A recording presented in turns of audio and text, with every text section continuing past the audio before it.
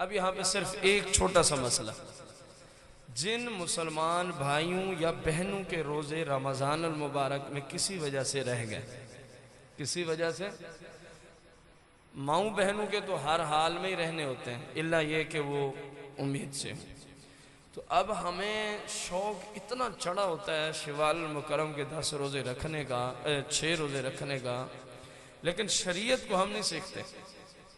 ایک بندے کے ذمہ رمضان المبارک کے روزوں کی قضا ذمہ ہے، اس طرف مسلمان دھیان اتنا نہیں دیتے جتنا ان نفل روزوں کی طرف مسلمانوں کا دھیان ہے۔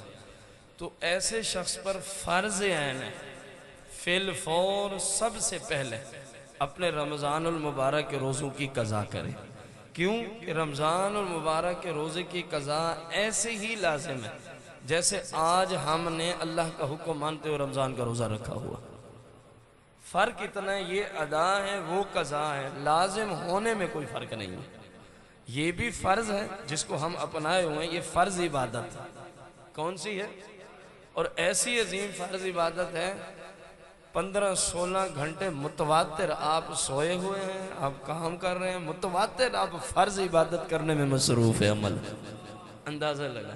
تو جیسے یہ فرض ہے ایسے ہی رمضان المبارک کے چھوٹے روزوں کی قضا کرنا بھی، یعنی ادا اور قضا کا فرق ہے، ان کے لازم ہونے میں کوئی فرق نہیں ہے، خواہ وہ ادا کا رمضان کا روزہ ہو یا قضا کا روزہ۔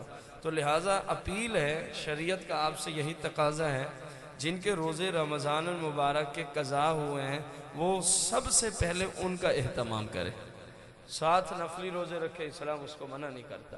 یہ ایسے ہی ہو گیا جیسے میرے اوپر زکوٰۃ فرض ہے، میں وہ تو دیتا نہیں ہوں، کبھی 10 روپے نفلی صدقہ کر دیتا ہوں، کبھی 100 روپے نفلی صدقہ کر دیتا ہوں، کبھی 50 روپے نفلی صدقہ کر دیتا ہوں۔ اور یہ ایسا ہی ہے جیسے میں ظہر کی نماز پڑھنے آیا، میں نے 4 سنتیں بھی پڑھ لیں، میں نے 2 سنتیں بھی پڑھ لیں اور 2 نفل بھی، اور مزید دل کو تسلی دینے کے لیے کہ 4 نفل اور بھی پڑھ لیتے ہیں تاکہ 12 کا عدد پورا ہو جائے، تاکہ 12 کا عدد۔ اب آپ بتائیں، اس نے فرض چھوڑ دی ہیں، بقا ساری رکعتیں بھی اپنائی ہیں، کیا اس کی ظہر کی نماز ادا ہو گئی ہے؟ بس یہی صورت حال رمضان المبارک کے روزوں کی قضا کے معاملے میں بھی۔ اللہ پاک ہم سب کو شریعت مطہرہ کو سیکھ کر عمل کی توفیق عطا فرمائے۔